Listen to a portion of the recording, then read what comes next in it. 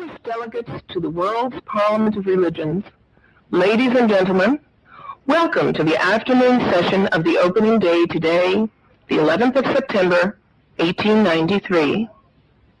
We now introduce you to Swami Vivekananda from India and request him to address us. Swami Vivekananda.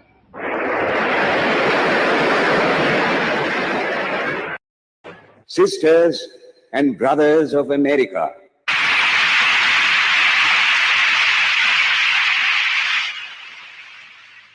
it fills my heart with joy unspeakable to rise in response to the warm and cordial welcome which you have given us. I thank you in the name of the most ancient order of monks in the world. I thank you in the name of the mother of religions, and I thank you in the name of the millions and millions of Hindu people of all classes and sects. My thanks also to some of the speakers on this platform who, referring to the delegates from the Orient, have told you that these men from far-off nations may well claim the honor of bearing to different lands the idea of toleration. I am proud to belong to a religion which has taught the world both tolerance and universal acceptance. We believe not only in universal toleration, but we accept all religions as true. I am proud to belong to a nation which has sheltered the persecuted and the refugees of all religions and all nations of the earth.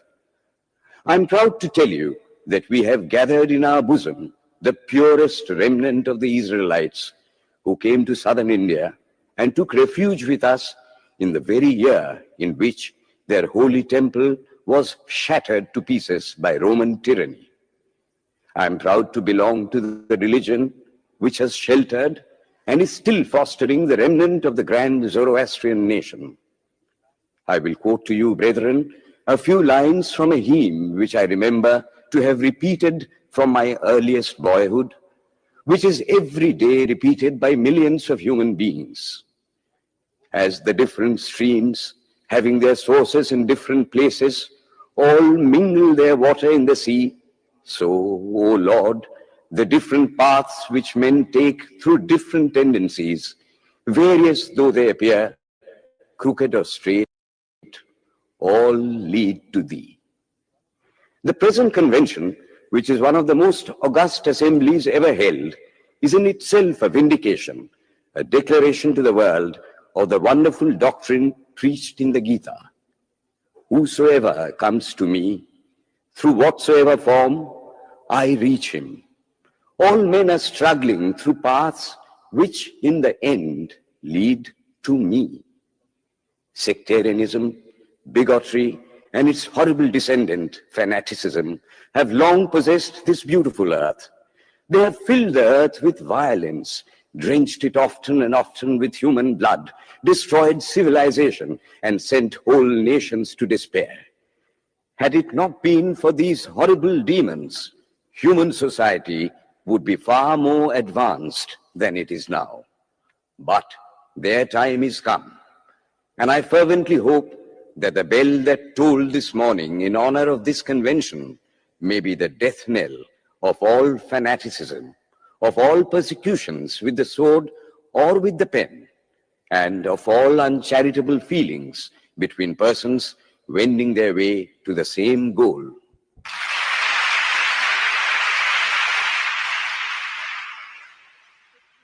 Ladies and gentlemen, on the agenda for today, the 15th of September, 1893, a galaxy of eminent speakers are scheduled to address us, and it gives us great pleasure to once again invite Swami Vivekananda to speak. His subject for today, Why We Disagree. I will tell you a little story. You have heard the eloquent speaker who has just finished say, "Let us cease from abusing each other," and he was very sorry that there should be always so much variance. But I think I should tell you a story which would illustrate the cause of this variance. A frog lived in a well. It had lived there for a long time. It was born there and brought up there, and yet was a little small frog. Of course, the evolutionists were not there then to tell us whether the frog lost its eyes or not. But for our story's sake, we must take it for granted that it had its eyes, and that it every day cleansed the water of all the worms and bacilli that lived in it with an energy that would do credit to our modern bacteriologists. In this way, it went on and became a little sleek and fat. Well, one day, another frog that lived in the sea came and fell into the well. "Where are you from?" "I am from the sea." "The sea? How big is that? Is it as big as my well?" And he took a leap from one side of the well to the other. "My friend," said the frog of the sea, "how do you compare the sea with your little well?" Then the frog took another leap and asked, "Is your sea so big?" "What nonsense you speak, to compare the sea with your well." "Well then," said the frog of the well, "nothing can be bigger than my well. There can be nothing bigger than this. This fellow is a liar, so turn him out." That has been the difficulty all the while. I am a Hindu. I'm sitting in my own little well and thinking that the whole world is my little well. The Christian sits in his little well and thinks the whole world is his well. The Mohammedan sits in his little well and thinks that is the whole world. I have to thank you of America for the great attempt you are making to break down the barriers of this little world of ours, and hope that in the future, the Lord will help you to accomplish your purpose.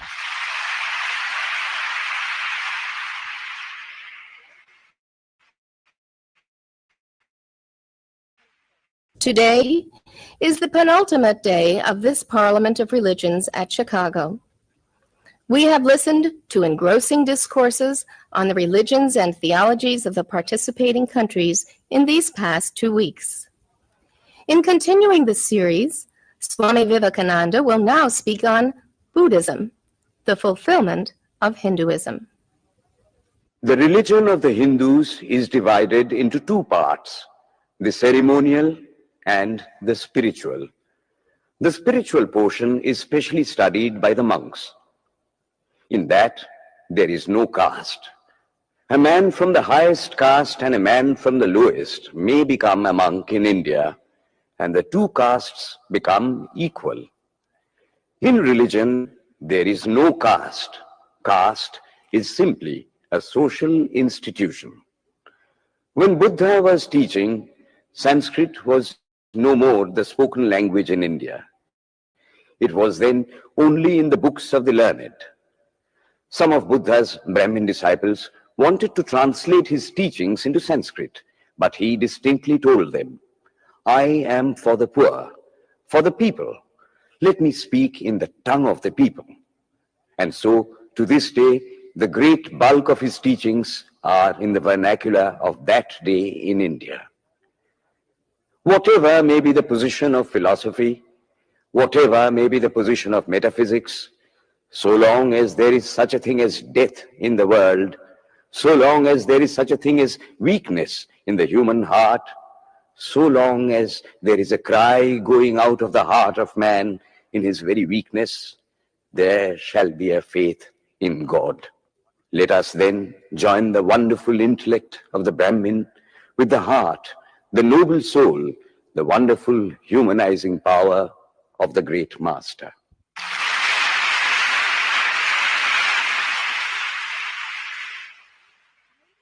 Ladies and gentlemen, in a short while from now, the World's Parliament of Religions at Chicago will come to a close.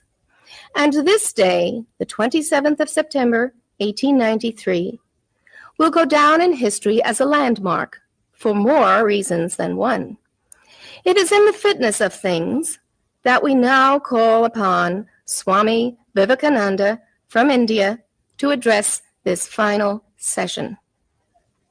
The world's Parliament of Religions has become an accomplished fact, and the merciful Father has helped those who labored to bring it into existence and crown with success their most unselfish labor. My thanks to those noble souls whose large hearts and love of truth first dreamt this wonderful dream and then realized it. My thanks to the shower of liberal sentiments that has overflowed this platform. My thanks to this enlightened audience for their uniform kindness to me and for their appreciation of every thought that tends to smooth the friction of religions. A few jarring notes were heard from time to time in this harmony. My special thanks to them, for they have, by their striking contrast, made the general harmony the sweeter. Much has been said of the common ground of religious unity. I am not going just now to venture my own theory, but if anyone here hopes that this unity will come by the triumph of any one of the religions and the destruction of the others, to him I say, brother, yours is an impossible hope. Do I wish that the Christian would become Hindu? God forbid. Do I wish that the Hindu or Buddhist would become Christian? God forbid. The seed is put in the ground, and earth and air and water are placed around it. Does the seed become the earth or the air or the water? No, it becomes a plant. It develops after the law of its own growth, assimilates the air, the earth, and the water, converts them into plant substance, and grows into a plant. Similar is the case with religion. The Christian is not to become a Hindu or a Buddhist, nor a Hindu or a Buddhist to become a Christian, but each must assimilate the spirit of the others and yet preserve his individuality and grow according to his own law of growth. If the Parliament of Religions has shown anything to the world, it is this. It has proved to the world that holiness, purity, and charity are not the exclusive possessions of any church in the world, and that every system has produced men and women of the most exalted character. In the face of this evidence, if anybody dreams of the exclusive survival of his own religion and the destruction of others, I pity him from the bottom of my heart and point out to him that upon the banner of every religion will soon be written, in spite of resistance, help and not fight, assimilation and not destruction, harmony and peace and not dissension.